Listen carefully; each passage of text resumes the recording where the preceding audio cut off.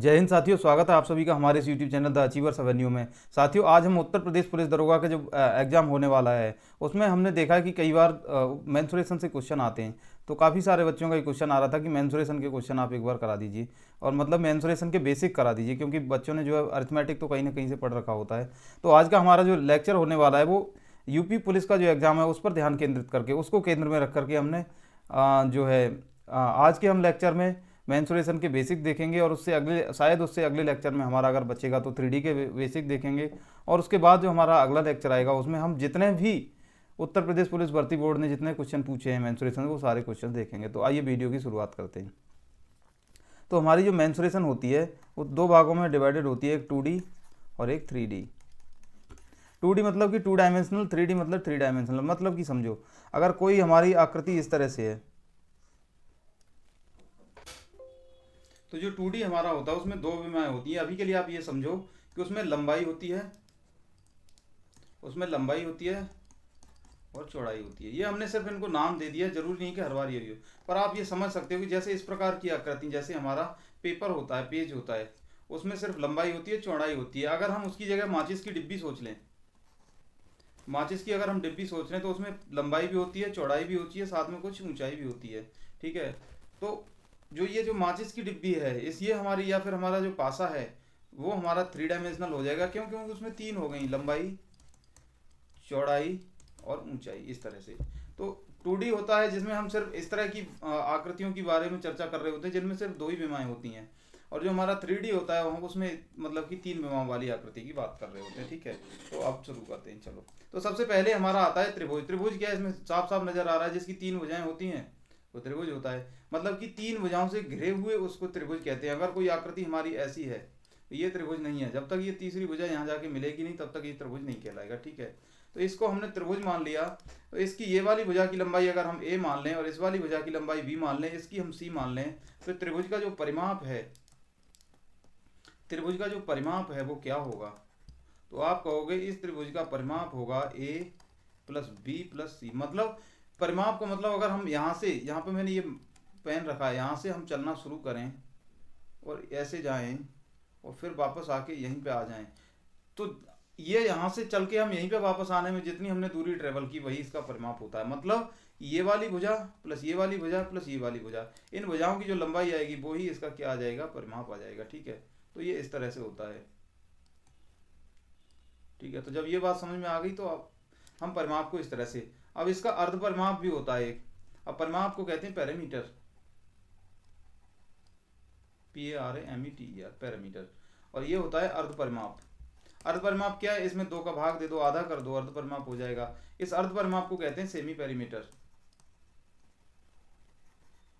ठीक है। और इस अर्ध परिमाप को जो है स्मॉल एस से डिनोट करते हैं। छोटी एस बराबर होता है A plus B plus C divided by 2। तो ये फॉर्मूला जो है आपको ध्यान रखना है, ध्यान रख सकते हो पेपर देना है तो। ठीक है। अब इसके बाद आती है अंतः त्रिज्या की बात। तो देखो, अगर ये हमारा त्रिभुज है, मान लो ये हमारा कोई त्रिभुज है। ठीक है। इसके अंदर मैंने एक वृत्त बनाया, सर्कल। अब वृत्त क्या होता है ये थोड़ा सा समझो।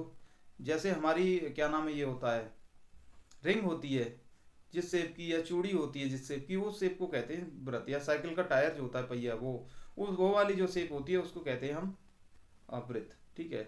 तो ये अगर मैं किसी त्रिभुज के अंदर एक वृत्त बनाऊं जो इस त्रिभुज की तीनों भुजाओं को अंदर से छू रहा हो, देखो इस वाली भुजा को यहाँ पे छू रहा है, इस वाली भुजा को यहाँ पे छू रहा है, इस वाली तीनों भुजाओं को जो अंदर से छू रहा हो, ऐसा वृत्त हम बनाए, उस वृत्त की जो त्रिज्या होती है उसे कहते हैं हम अंतः त्रिज्या।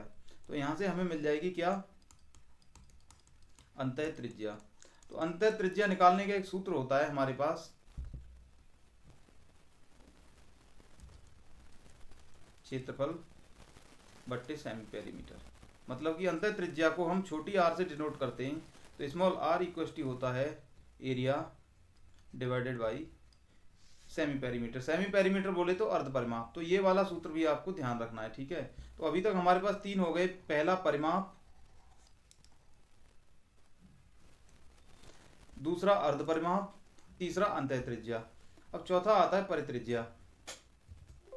तो परित्रिज्या क्या क्या होती है? देखो यहाँ से, ये अगर मैंने त्रिभुज बनाया कोई, ये अगर मेरा कोई त्रिभुज है, ध्यान से सुनना, तो इस त्रिभुज के मैं इन तीनों मतलब कि इस वाले शीर्ष को, इस वाले शीर्ष को, इस वाले शीर्ष, शीर्ष मतलब आपकी भाषा में कहूँ तो कौन, तीनों इसके कोनों को टच करता हुआ अगर मैं कोई वृत्त ड्रॉ करता हूँ, ये वृत्त बन गया। तो ये जो इसके आसपास जो वृत्त बना है इसके कहते हैं परिवृत्त, इस वृत्त को कहते हैं परिवृत्त, ठीक है। और जो अंदर बना है इसको कहते हैं अंतःवृत्त, ठीक है। तो इस वाला जो वृत्त है ये वाला, इस वृत्त की जो त्रिज्या होगी उसे कहते हैं हम परित्रिज्या, और इसको हम बड़ी आर से डिनोट करते हैं। और इसका जो सूत्र होता है वो होता है ए गुना बी गुना C divided by 4 delta. Delta मतलब कि त्रिभुज का क्षेत्रफल, और ए इस भुजा की लंबाई है, बी इस भुजा की लंबाई है और सी इस भुजा की लंबाई है, ठीक है। तो अभी तक हमने त्रिभुज का परिमाप देखा, अर्ध परिमाप देखा, अंतः त्रिज्या देखी, परित्रिज्या देखी। अभी देखो समय की कमी है तो मैं आपको सिर्फ सूत्र याद ही करवा सकता हूँ। अगर मैं इन्हें कायदे से डेरिवेशन बहुत सारी चीजें कराने लगा तो फिर तो ये हो गया, फिर तो पेपर हो जाएगा, ये नहीं हो पाएगा। अब देखो क्षेत्रफल का त्रिभुज का ना, अगर हमें त्रिभुज के क्षेत्रफल के कई सारे सूत्र होते हैं, उनको हम एक एक करके देखते हैं आराम से। क्षेत्रफल जब हमें मतलब कि आधार दिया हो और ऊंचाई दी हो। अब ये आधार क्या होता है, ऊंचाई क्या होता है, ये चित्र से समझो। ये कोई मान लो हमारा त्रिभुज है, ठीक है, ध्यान से समझना इस बात को। ये मान लो हमने कोई त्रिभुज बना लिया, तो आधार इसकी कोई भी भुजा हो सकती है। इस भुजा को भी आधार मान सकते हैं, इस भुजा को भी आधार मान सकते हैं, इस भुजा को भी आधार मान सकते हैं, लेकिन जो ऊंचाई होगी वो इस भुजा के संगत ही होगी। जैसे अगर मैंने इस भुजा को आधार माना, इस वाली को मैं नाम दे देता हूँ, इसको ए, इसको बी और इसको सी। अगर मैं इस बी भुजा को आधार माना तो सामने वाले शीर्ष यानी कि इस वाले शीर्ष से इस पर डाला गया लंब, लंब यानी कि 90 डिग्री का कोण बनाए। यहाँ से एक ऐसा रेखाखंड खींचा गया, इस शीर्ष से इस बी भुजा पर ऐसा रेखाखंड खींचा गया, रेखा मतलब लाइन ड्रॉ करी गई जो यहाँ पे 90 अंश का कोण बनाए। तो ये वाला जो आया इसे कहते हैं हम एच। एच बोले तो ऊंचाई। तो ये वाली जो ऊंचाई आई है, अभी मैं इसको H1 मान ले रहा हूँ, तो B के लिए ऊंचाई आई है H1, ठीक है। और अगर मैं इस वाले कॉर्नर से, इस सी से शीर्ष से इस ए भुजा पर लंब डालूं तो ये हमारा क्या आ जाएगा, ए के लिए जो ऊंचाई आएगी वो आएगी हमारी, इसको मैंने अगर नाम दे दिया H2, इसका नाम मैं यहाँ पे लिख रहा हूँ इधर, तो ये हो जाएगी हमारी H2, ठीक है।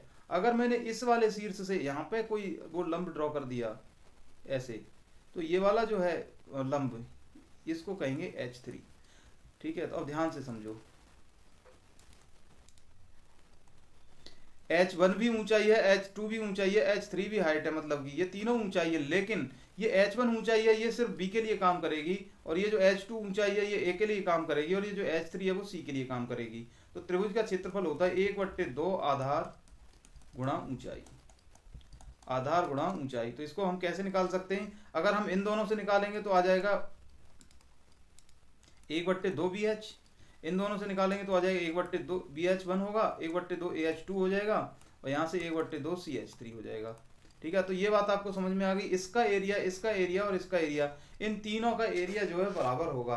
तो यहाँ से हालांकि हम एक सूत्र की डेरिवेशन करते हैं, वो सारा आपके पेपर में इतना ज़्यादा पूछा नहीं गया है, मैं ज़्यादा पढ़ाने वाला भी नहीं हूँ, क्यों आपका पेपर के टाइम पे टाइम बर्बाद करूँ, ठीक है।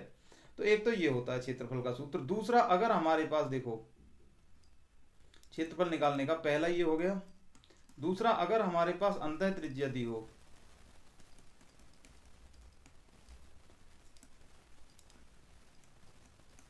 अंतः त्रिज्या दी हो और अर्ध परिमाप दिया हो, तो हम त्रिभुज का क्षेत्रफल कैसे निकाल सकते हैं। क्षेत्रफल को अगर मैं डेल्टा मान लूं तो, और अंतः त्रिज्या को अगर मैं r मान लूं छोटी, और अर्ध परिमाप को मैं छोटी s मान लूं, तो ये हो जाएगा r इंटू एस, यानी कि अर्ध परिमाप गुणा अंतः त्रिज्या बराबर होता है क्षेत्रफल। तो एक सूत्र हमारा ये हो गया और एक सूत्र हमारा ये हो गया। और तीसरा देखो, अगर हमारे पास परित्रिज्या दी हो, क्या दी हो, परित्रिज्या दी हो और भुजाओं की लंबाई दी हो, तो जो हमारा क्षेत्रफल है वो कितना आएगा, तो आप कहोगे वो आएगा a गुना बी गुना C divided by 4r। 4r मतलब ये जो कैपिटल R है, ये ABC भुजाएं, और ये जो कैपिटल R है ये परित्रिज्या है। यहाँ पे ये क्या है, परित्रिज्या, ठीक है। तो ये वाली बात अगर आपको समझ में आ गई तो आप देखो ध्यान से इधर।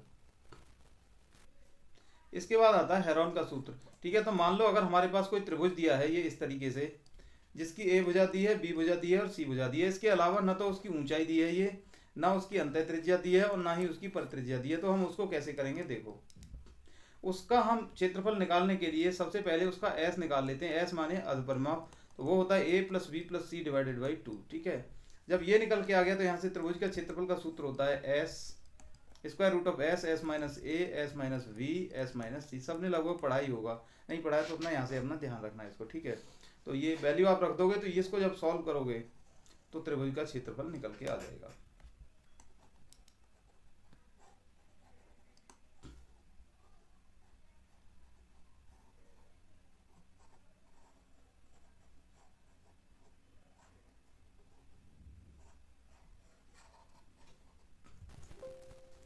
अब देखो इसके बाद आता है समबाहु त्रिभुज, समद्विबाहु त्रिभुज और विषमबाहु त्रिभुज। समबाहु त्रिभुज जिसकी तीनों भुजाएं बराबर हों, समद्विबाहु मतलब दो भुजा बराबर हों, और विषमबाहु मतलब एक भी भुजा बराबर नहीं हो, एक भी बराबर नहीं। समबाहु मतलब सभी बराबर। ठीक है, तो अब जब हमें ये बात पता चल गई तो थोड़ा सा इनके बारे में देखते हैं।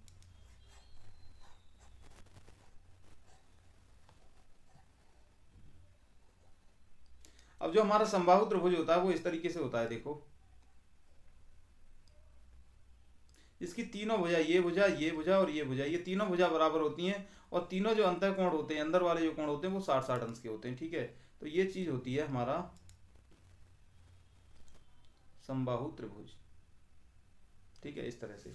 ठीक है, तो इसका जो क्षेत्रफल होता है समबाहु त्रिभुज का, ये सूत्र ध्यान रखना, ये पूछ लेता है कभी कभी समबाहु त्रिभुज का क्षेत्रफल, इससे क्वेश्चन आ जाता है कभी कभी। तो वो होता है square root of 3 divided by 4 A square. ठीक है, ये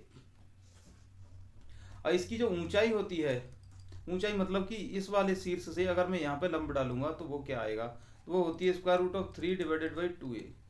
अब ये कहाँ से आती है, आपने ट्रिग्नोमेट्री पढ़ी हो तो ठीक है, नहीं तो मैं अभी बता ही देता हूँ। देखो ध्यान से, ये वाला कोण हमारा 60 अंश का बनेगा, आप कहोगे सही बात है, और ये भुजा हमारी ए दी है और ये वाली भुजा हमसे पूछी है, तो साइन 60 अगर हम लगा दूंगा ट्रिग्नोमेट्री में, साइन 60 बराबर हमारा हो जाएगा कितना, ये वाली भुजा को मैं मान लूँ h और इसको मान लूँ मैं a। साइन 60 वैल्यू होती है √3/2 और a इधर भाग में गुणा में आ जाएगा बराबर h आ गया। तो ये वाली बात, तो अब देखो इसका मान आ गया √3/2a, ये आ गया। ठीक है, तो जब हमारे पास इसका मान आ गया तो हम इसके क्षेत्रफल का भी निकाल सकते हैं। क्षेत्रफल हमारे पता क्या होता है, 1/2 गुणा आधार, आधार क्या हो जाएगा a, इंटू ऊंचाई क्या हो जाएगी ये √3/2a। तो इसका गुणा करूंगा तो 1/2 और √3/2 कितना हो जाएगा, √3/4 हो जाएगा। ये वाला a और ये वाला a मिलके क्या बनाएगा a स्क्वायर। तो ये वाला सूत्र देखो आ गया ना निकल के यहाँ पे। तो ये सूत्र भी सारे कहीं ना कहीं से बने ही होते हैं, तो जो अच्छे लर्नर होते हैं वो तो पता करते हैं पहले कि सूत्र कहाँ से आया, और जो रट्टू तोते होते हैं वो अपना रट रटा के काम चलाते हैं। तो ये इसकी ऊंचाई का सूत्र आ गया। अभी इसकी अंतः त्रिज्या का, परित्रिज्या का और काफी सारे सूत्र होते हैं, पर वो आपके एग्जाम के पॉइंट ऑफ व्यू से बिल्कुल भी इंपॉर्टेंट नहीं है, इसलिए मैं इन सबको छोड़ के आगे बढ़ रहा हूँ। ठीक है, इसके बाद जो होता है आपके पेपर के उससे पॉइंट ऑफ व्यू से सबसे इंपॉर्टेंट होता है समकोण त्रिभुज। ठीक है, समकोण त्रिभुज क्या होता है, आप समकोण को पहले समझो। समकोण ऐसा कोण जिसका जो 90 डिग्री का कोण हो, 90 डिग्री का कोण को समकोण कहते हैं। और अगर मैं इसके ये दोनों शीट्स मिला दूं तो जो त्रिभुज मेरा मिलेगा वही समकोण त्रिभुज होगा। ठीक है, तो हमारे पास ये समकोण त्रिभुज आ गया। समकोण त्रिभुज में एक कोण हमेशा, ये वाला कोण 90 अंश का होगा। जब ये 90 अंश का कोण है, इसके सामने वाली जो भुजा होती है उसे कहते हैं कर्ड, हाइपोटेनियस। अगर मैं इस वाली भुजा को आधार मानूं, ये वाली को, ठीक है, और इस कोण की मैं बात कर रहा हूं, तो ये वाली भुजा मेरी आधार हो जाएगी और ये वाली भुजा मेरी लंब हो जाएगी। ठीक है, आप कहोगे सही बात है। एक पाइथागोरस की प्रमेय होती है,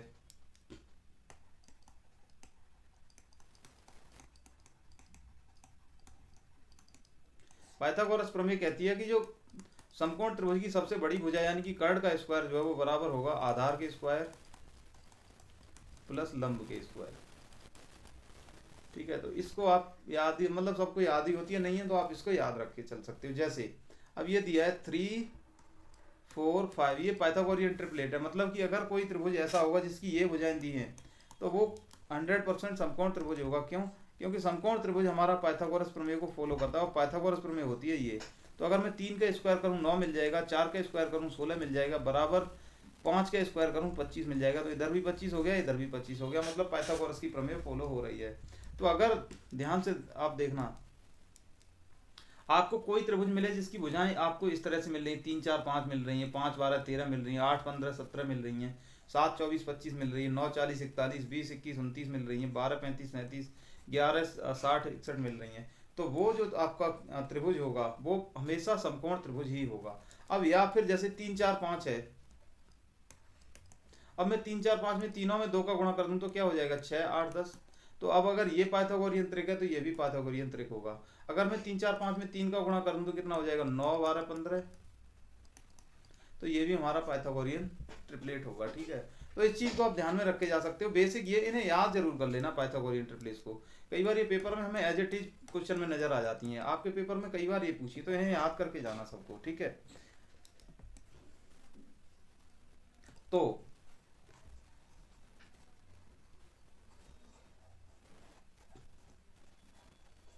जो हमारा समकोण त्रिभुज होता है,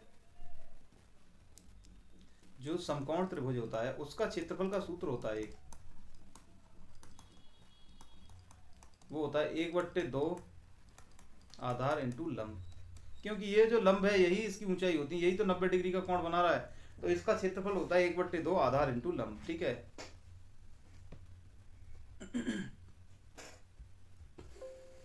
बाकी इसका अंतःवृत्त परिवृत्त वो सारी चीजें आपके काम की है नहीं, आपके पेपर में इतना ज्यादा पूछेगा नहीं। इसके बाद आ गया चतुर्भुज। चतुर्भुज क्या होता है, जिसकी 4 भुजाएं होती हैं, 4 भुजाओं से घिरा हुआ जो होता है आकृति, उसे चतुर्भुज कहते हैं। ठीक है, अब चतुर्भुज ये हमारे 3 4 प्रकार के होते हैं। एक होता है समानांतर चतुर्भुज, समचतुर्भुज, समलंब, वर्ग और आयत। इन सबको हम डिटेल में अभी पढ़ेंगे आगे वाले जो स्लाइड्स हैं उसमें। तो सबसे पहले आ गया हमारा समांतर चतुर्भुज।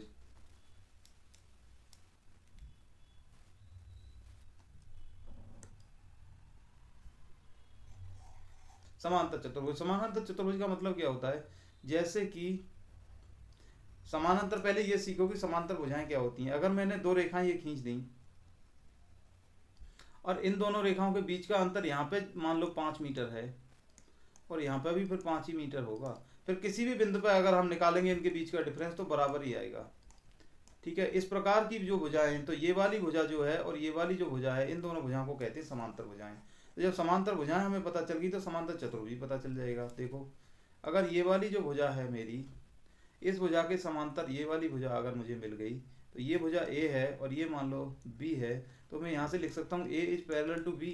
अब ये वाला जो चिन्ह होता है, ये दो खड़ी रेखाएं, इसे कहते हैं समानांतर का चिन्ह। तो कि ए समांतर है बी के। ठीक है, बात सही है। और ये भुजा मिल गई मेरी सी और ये भुजा मिल गई मुझे डी, और हमारी जो सी है वो पैरेलल है डी के। मतलब कि ये वाली भुजा इस वाली भुजा के समांतर है और ये वाली भुजा इस वाली भुजा के समांतर है।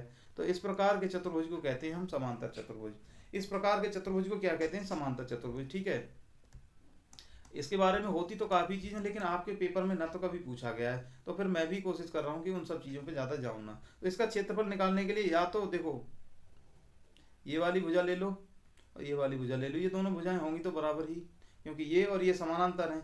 तो या तो मैं यहाँ से कोई वो डालूं, रेखा खींचूं जो यहाँ पे 90 डिग्री का कोण बना रहा हो, तो उस रेखा को कहेंगे हम H1।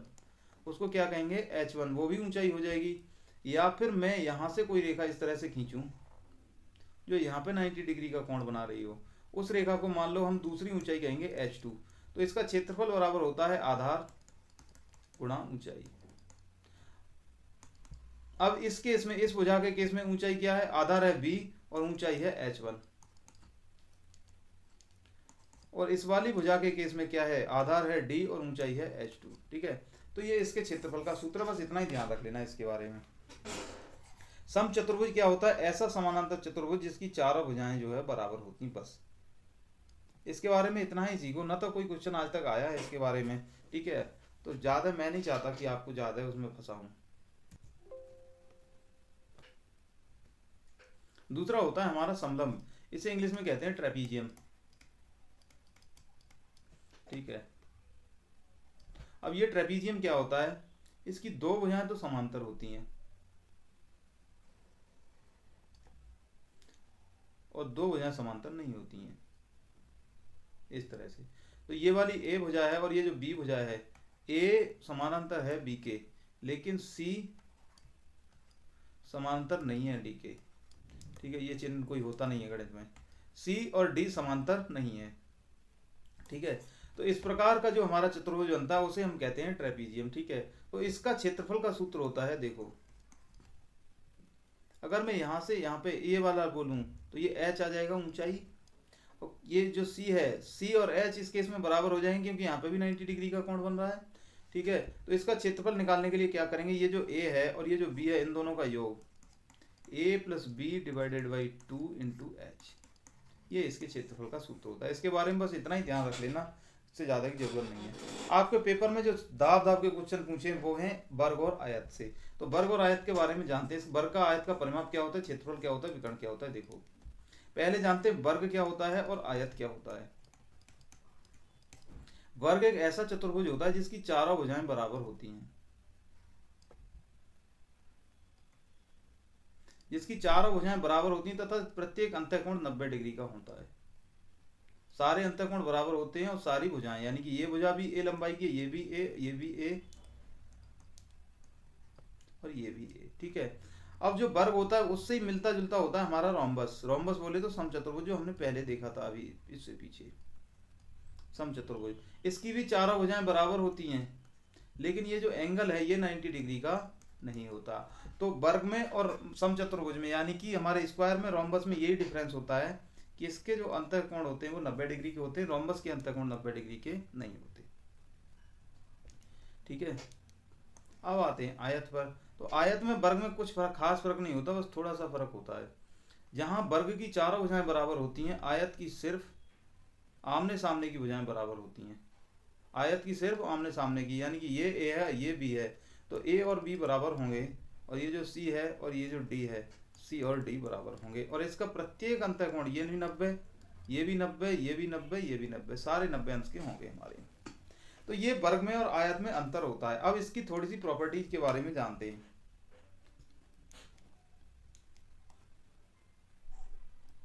अब ध्यान से देखना, परिमाप क्या होता है। परिमाप आप कहोगे यहाँ से चलना शुरू किए, ऐसे गए ऐसे गए ऐसे गए और यहाँ आ गए, तो ये सब ट्रेवल करने में हमने जितनी दूरी, ये मतलब कि चलने में जितनी दूरी हमने तय करी, वो जो दूरी होगी वो इसका परिमाप होगी। तो वर्ग का अगर मैं परिमाप कहूँ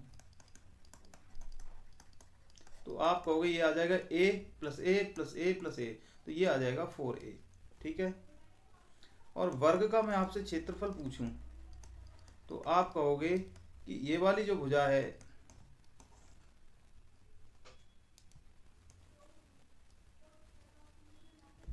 ये वाली जो भुजा है a, इसका गुणा हम अगर कर देंगे इस वाली में, मतलब कि ए स्क्वायर हो जाएगा इसका क्षेत्रफल। ठीक है, तो ये वर्ग का क्षेत्रफल हो गया, वर्ग का परिमाप हो गया। और वर्ग का अगर मैं विकर्ण पूछूं आपसे, तो विकर्ण इस वाले, मतलब कि इस वाले शीर्ष को इस वाले शीर्ष से मिलाने वाली ये जो रेखा है, ये विकर्ण होता है और ये वाला भी विकर्ण होता है, और दोनों की विकर्णों की लंबाई क्या होती है, बराबर होती है। तो वर्ग के विकर्ण का सूत्र होता है स्क्वायर रूट 2a। मतलब कि देखो इधर ध्यान से, ये भुजा a है, ये भी a है, अगर इसमें मैं पाइथागोरस प्रमेय लगाऊं तो इसका वो क्या आ जाएगा, लंबाई, square root of A square plus A square. ठीक है, तो ये बराबर क्या आ जाएगा, स्क्वायर रूट 2 ए स्क्वायर, यहाँ से रूट 2 आ जाएगा और a आ जाएगा बाहर, तो ये इसका विकर्ण आ गया।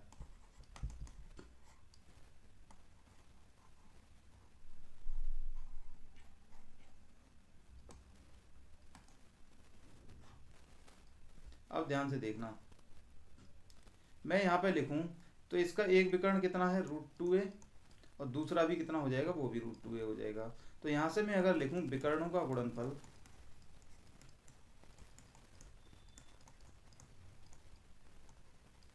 बराबर हो जाएगा, तो आप कहोगे रूट 2a गुणा रूट 2a, तो ये हमारा यहाँ पे आ जाएगा विकर्णों का गुणनफल बराबर क्या हो जाएगा, रूट 2 का गुणा रूट 2 से करेंगे तो 2 आ जाएगा, और a का गुणा a से करेंगे तो a स्क्वायर आ जाएगा।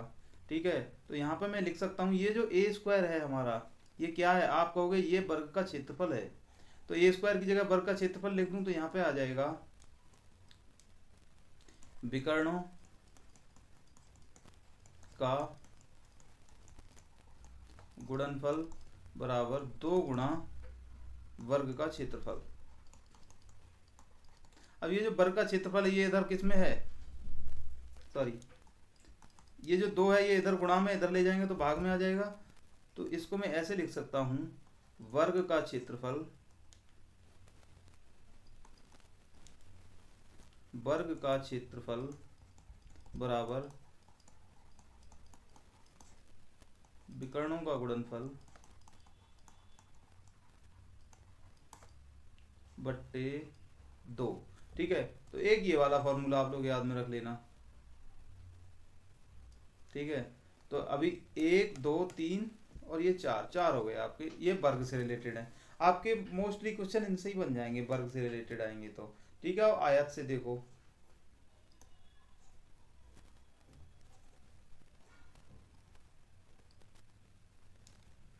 आयत की ये वाली जो भुजा होती है इसे लंबाई कहते हैं, और ये वाली जो भुजा है इसको चौड़ाई कहते हैं v। तो आयत का जो क्षेत्रफल होता है, परिमाप क्या होगा, आप कहोगे अगर ये वाली l है तो ये भी l होगी, तो परिमाप निकालने के लिए हम क्या करेंगे, आप कहोगे 2l, एक l ये और एक l ये, 2l हो जाएंगी, और एक भी ये और एक भी ये।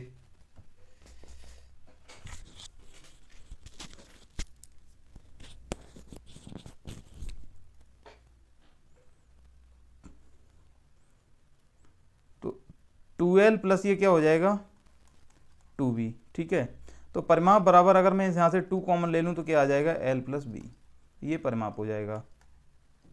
क्षेत्रफल बराबर होता है इसका l गुणा b, तो ये क्षेत्रफल लंबाई गुणा चौड़ाई इसका आ जाएगा। ठीक है,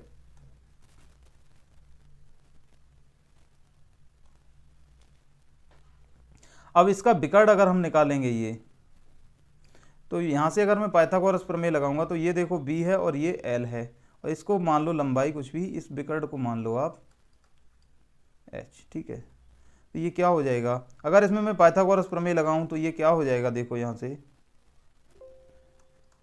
एच स्क्वायर बराबर L square plus B square. तो एच स्क्वायर बराबर क्या, इसका स्क्वायर रूट ले लेंगे, एच बराबर आ जाएगा square root of L square plus B square. तो इसका विकर्ण बराबर आ जाएगा square root of L square plus B square. ठीक है, तो एक तो ये ध्यान रख लेना आप।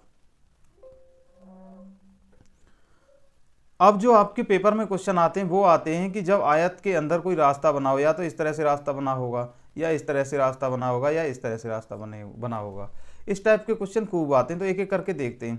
कह रहा आयत के अंदर रास्ता जब एक दूसरे को समकोण पर काटते हैं, मतलब क्या क्या रहा है वो, मान लो ये आपका आयताकार पार्क है कोई, ये आयताकार पार्क है आपका,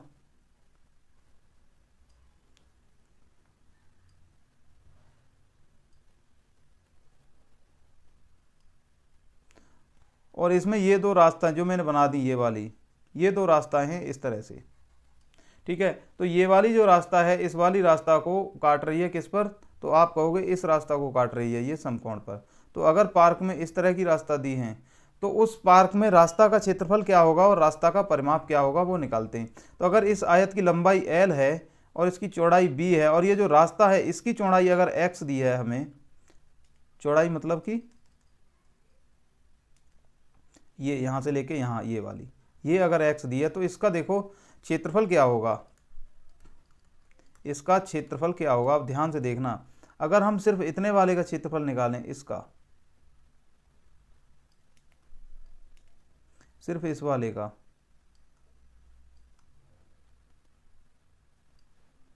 इस वाले का, तो आप कहोगे इसकी जो वो है लंबाई वो b आ जाएगी, यहाँ से लेके यहाँ तक b आ जाएगी, और इसकी जो चौड़ाई है वो x आ जाएगी, क्योंकि रास्ता x मीटर चौड़ाई का है। तो इसका जो क्षेत्रफल आ जाएगा वो आ जाएगा आपका, आप कहोगे bx। और ये वाला जो है हमारा, ये वाला रास्ता, इसकी लंबाई l आ जाएगी, क्योंकि ये l है तो ये भी l होगा, और चौड़ाई x है, तो इसका क्षेत्रफल क्या आ जाएगा lx। अगर मैं यहाँ से x कॉमन ले लूँ, अच्छा एक चीज़ और, अब ये वाला जो भाग है इसको ध्यान से देखो, ये जब हमने ये वाला रास्ता नापा था तब भी ये वाला आया, और ये वाला रास्ता नाप रहे हैं तब भी आ रहा है, तो ये वाला हिस्सा 2 बार काउंट हो गया कि नहीं, आप कहोगे हाँ जी हो गया। तो इसको एक बार घटा देते हैं, तो इसको एक बार घटाएंगे तो क्या मिलेगा हमें,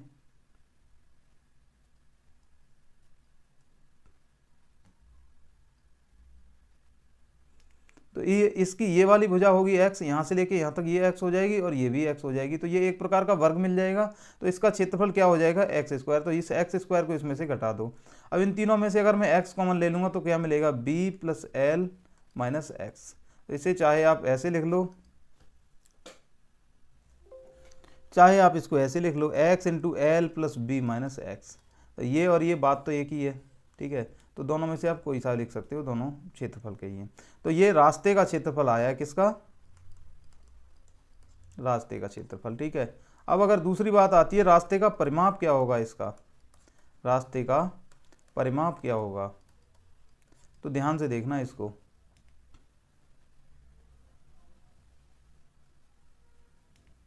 अब ये वाली जो भुजा है इसकी, ये वाली, ये एल होगी, हाँ जी होगी, आप कहोगे, और ये वाली भुजा ये भी एल हो जाएगी। तो यहाँ से ये लंबाई कितनी हो गई, 2l, और ये वाली जो भुजा है ये भी b हो गई और ये भी b हो गई। तो यहाँ से कितनी हो जाएगी लंबाई, तो आप कहोगे इसमें 2b और जुड़ जाएगा। अब एक चीज़ देखना, ये बीच वाला जो एरिया है ये हर बार आपको परेशान करेगा। ये बीच वाले एरिया की जो भुजाएं हैं, देखो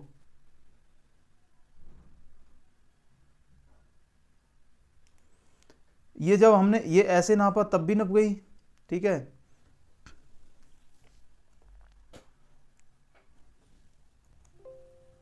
अब ध्यान से सुनना मेरी बात को। अब ये जो रास्ता है वो रास्ता ऐसे यहाँ से जा कर के ऐसे ही तो होगा, कोई ऐसा तो है नहीं कि ये अंदर हो रास्ता। मतलब कि अगर मैं आपको दिखाऊं तो रास्ता दिखेगा कैसे, तो आप कहोगे रास्ता इस प्रकार से दिख रहा होगा,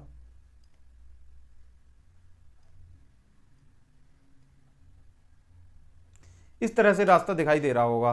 तो ये वाली ये x, ये x और ये x और ये x, ये 4x एक्स्ट्रा जुड़ गई इसके परिमाप में। आप कहोगे हाँ जी, तो इस 4x को इसमें से आप घटा दो। तो यहाँ से आप 2 कॉमन ले लेंगे तो क्या हो जाएगा, l plus B minus 2x। तो ये इसके रास्ते का परिमाप आ गया। इसको ध्यान में रख लेना, मोस्ट इंपॉर्टेंट है, इस पर बेस्ड खूब क्वेश्चन आ रहे हैं आपके पेपर में, ठीक है। जब रास्ता भुजाओं के साथ साथ हो, मतलब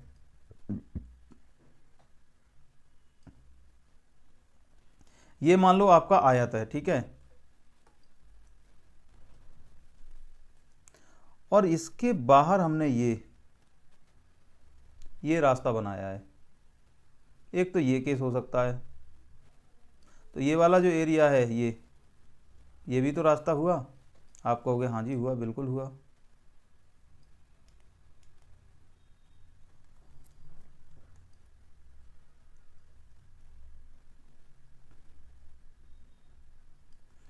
ठीक है, और अगर मान लो एक केस में हमने ऐसे कर लिया,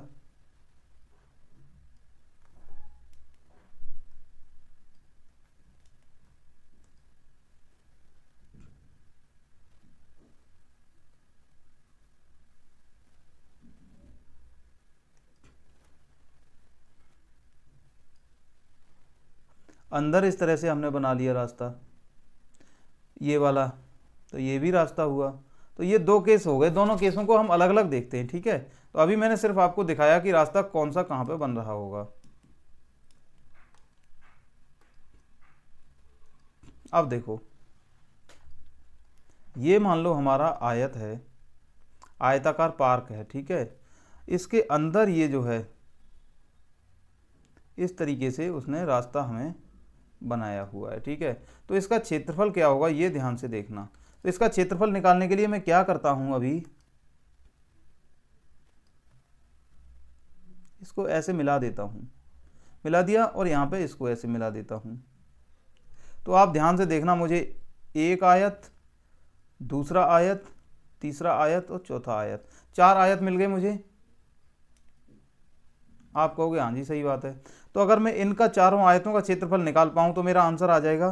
तो ये भुजा एल लंबाई होती है, और ये वाली भुजा जो है यहाँ से लेके यहाँ तक ये बी होती है। और इस जो हमारा ये जो वो है रास्ता, इसकी चौड़ाई अगर मैं एक्स मान लूँ, रास्ते की चौड़ाई एक्स मान लूँ, तो देखो ये क्या आ जाएगा, तो ये लंबाई एल आ गई इसकी और चौड़ाई एक्स आ गई, तो ये एल एक्स आ जाएगा।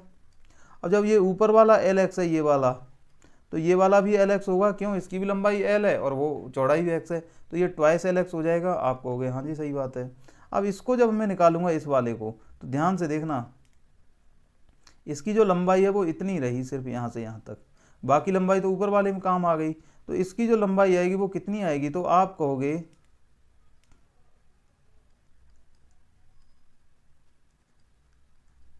इसकी लंबाई b थी और उसमें से x ऊपर घट गई और x नीचे, तो b माइनस टू एक्स आ जाएगी। तो अगर मैं आपसे ये कहूँ कि ये b माइनस टू एक्स है तो आप कहोगे सही बात है, और चौड़ाई कितनी है x, तो इसका क्षेत्रफल मैं निकालूंगा तो कितना हो जाएगा x b minus two x. ये वाला जो एरिया हमने निकाला, ये वाला, ये आ जाएगा x into B minus two X. अब जितना ये है उतना ही ये होगा, तो इन दोनों को जोड़ेंगे तो ये क्या हो जाएगा, 2 टाइम्स हो जाएगा। तो इसको मैं अगर ऐसे रखूँ और इसका अंदर गुणा करूँ 2x का, तो क्या हो जाएगा 2bx माइनस 4x स्क्वायर, ये ठीक है। तो अब इसको अगर इसमें जोड़ दें तो ये क्या हो जाएगा 2bx माइनस 4x स्क्वायर। अब इसमें से आप कहोगे 2x हम कॉमन ले सकते हैं, तो क्या हो जाएगा l plus B minus 2x। ये इसका क्षेत्रफल आ गया जब अंदर हो।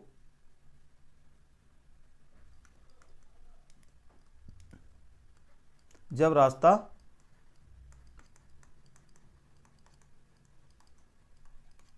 अंदर हो तो ये आ जाएगा इसका क्षेत्रफल। जब अच्छा, अब इसका परिमाप कैसे निकालेंगे, परिमाप कैसे निकालेंगे, देखो ध्यान से, कहाँ गया, ये रहा। कैसे निकालेंगे, मैं इसको थोड़ा सा साफ करता हूँ, ठीक है।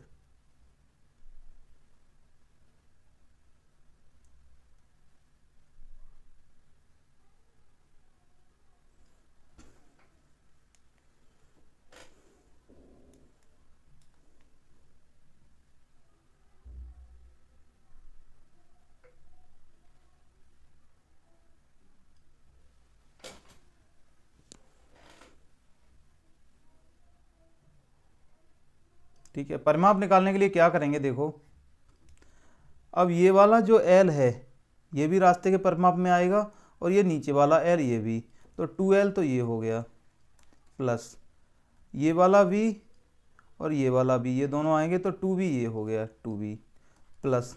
अब ये जो अंदर वाली भुजा है ये कितनी हो जाएगी, तो आप कहोगे x इसमें से इधर घटा है और x इसमें से इधर कम हुआ है, तो ये क्या हो जाएगा L माइनस टू एक्स।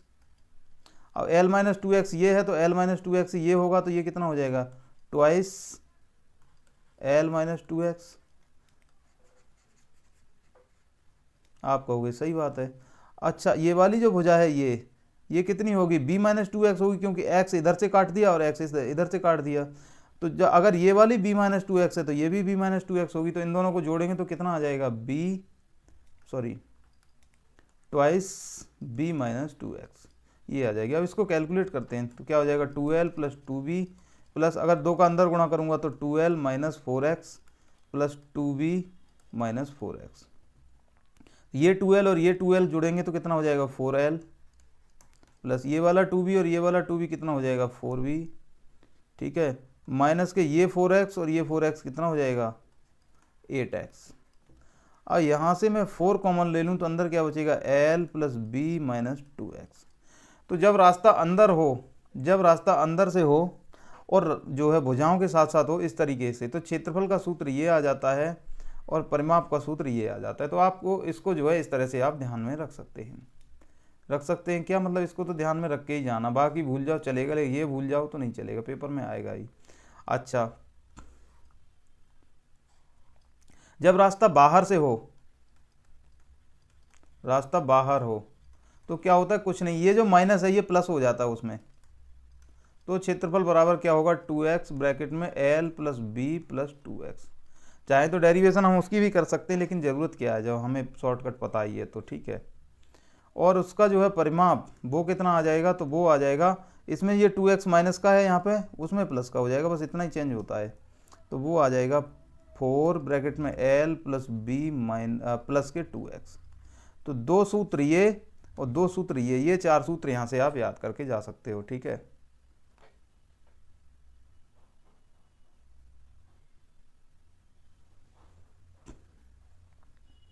अब वृत्त क्या होता है, मैंने अभी बताया था, इस प्रकार की जो वो होती है आकृति, जैसी मतलब कि साइकिल के पहिए की आकृति होती है, उसे कहते हैं वृत्त, ठीक है।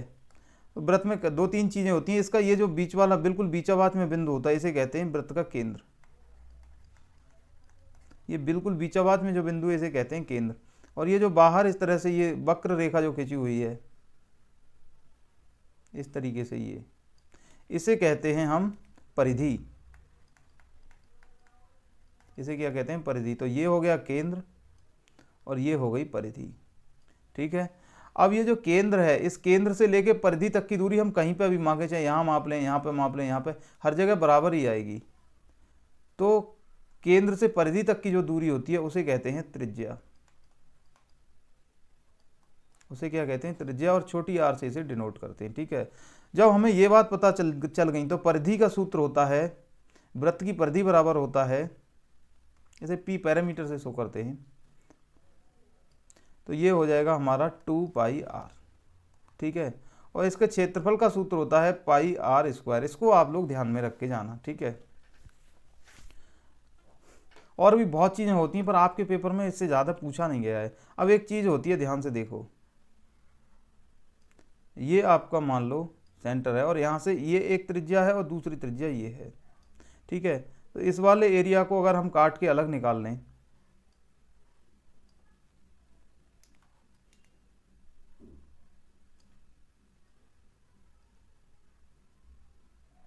तो इस वाले एरिया को अगर हम काट के अलग निकाल लेंगे तो इसे कहते हैं सेक्टर ऑफ ट्रायंगल, यानी कि इसे कहते हैं त्रिज्यखंड। ठीक है। तो त्रिज्यखंड का ये वाला जो कोण है, इसे अगर हम थीटा मान लें तो त्रिज्यखंड का कोण निकालेंगे तो वो होता है थीटा। ठीक है। और अगर मैं इसका क्षेत्रफल निकालूंगा इसका, तो क्षेत्रफल बराबर होता है pi R square into theta by 360। ठीक है। और अगर मैं इसकी ये निकालूंगा, ये परिधि, इसे चाप कहते हैं, आर्क, तो अगर इसकी मैं वो निकालूंगा चाप की लंबाई, तो वो कितनी हो जाएगी? 2 पाई आर इंटू थीटा बाई 360। ठीक है। तो इसके भी आप क्वेश्चन जो है याद करके जा सकते हैं। वृत्तखंड पर आधारित क्वेश्चन पूछा नहीं, समझने के लिए समझ लो। ये अगर वृत्त है और इसको मैंने ऐसे काट दिया, तो ये वाला जो हिस्सा बना इसे कहते हैं वृत्तखंड, इसे सेगमेंट ऑफ सर्कल कहते हैं। अब ये जो नीचे वाला इसे कहेंगे माइनर सेगमेंट, यानी कि छोटा वृत्तखंड। दीर्घ वृत्तखंड, लघु वृत्तखंड कहेंगे इसे दीर्घ वृत्तखंड कहेंगे। बस इतना सा है। और इसमें भी ये होता है, ये माइनर वो है, हमारी माइनर सेक्टर है और ये मेजर सेक्टर है। ठीक है। माइनर सेक्टर मतलब कि लघु त्रिज्यखंड, मेजर सेक्टर दीर्घ त्रिज्यखंड। ठीक है। तो इसमें आप ये ध्यान में जा सकते हो, जाना चाहिए रख के, मतलब ये परिधि, क्षेत्रफल और त्रिज्यखंड का कोण, त्रिज्यखंड का क्षेत्रफल, त्रिज्यखंड की चाप। अर्धवृत्त क्या होता है? ये वृत्त है, इसको गुस्से में आके आधा बीच में से काट दो, तो जो हमारी ये जो दो वो बनेंगी आकृतियाँ, एक ये और दूसरा ये दोनों जो होंगी ये हमारे अर्धवृत्त हो जाएंगे। ठीक है। तो इनका केंद्र जो है वो यहाँ कहीं बीच में मिलेगा, यहाँ पे मिल जाएगा। आप कहोगे सही बात है, ये आर इनकी त्रिज्या हो जाएगी। तो इसका क्षेत्रफल क्या हो जाएगा? तो पूरे वृत्त का क्षेत्रफल होता है पाई आर स्क्वायर, और इसको आधा कर देंगे तो डिवाइडेड बाई 2 हो जाएगा। इसका जो परिधि होगी वो क्या होगी? अब देखो, ये पूरा अगर होता इस तरह से होता तो ये परिधि होती 2 पाई आर, लेकिन हमने तो इसको बीच में से उड़ा दिया। तो अब ये परिधि 2 पाई आर की जगह ये वाली कितनी हो जाएगी? ये यहाँ से लेकर यहाँ तक की ये हो जाएगी, आप कहोगे पाई आर आधी। अब यहाँ से लेके यहाँ तक आर ये है और इतनी ही इधर ये है, तो पाई आर प्लस 2r। 2r कहाँ से आया? r ये वाला यहाँ से, मतलब केंद्र से लेकर त्रिज्या तक, और दूसरा r इस केंद्र से लेकर यहाँ तक। तो ऐसे हमने क्या निकाल लिया इसका? 2r। तो अगर यहाँ से r हम कॉमन ले लेंगे तो अंदर आ जाएगा पाई प्लस 2। तो ये इसकी परिधि का वो होता है सूत्र। इन चीज़ों को आप ध्यान में रख लेना। ठीक है। ठीक है। तो आज की वीडियो में हमने मेंसुरेशन 2D के सारे बेसिक देखे। ठीक है। अगली वीडियो में हम मेंसुरेशन 3D के सारे बेसिक देखेंगे, और उससे अगली वीडियो में यानी कि तीसरी वीडियो में हम मेंसुरेशन से रिलेटेड जितने भी क्वेश्चन आपके पेपर में पूछेंगे वो सारे खत्म करेंगे। यानी कि 3 वीडियो में पूरा मेंसुरेशन हम कायदे से ख़त्म करने जा रहे हैं। तो वीडियो में बने रहिए, देखते रहिए। आप लोगों की अगर कोई समस्या, कोई डाउट है, कोई क्वेरी हो तो प्लीज़ आप कमेंट सेक्शन में बताइए। Thank you. जय हिंद।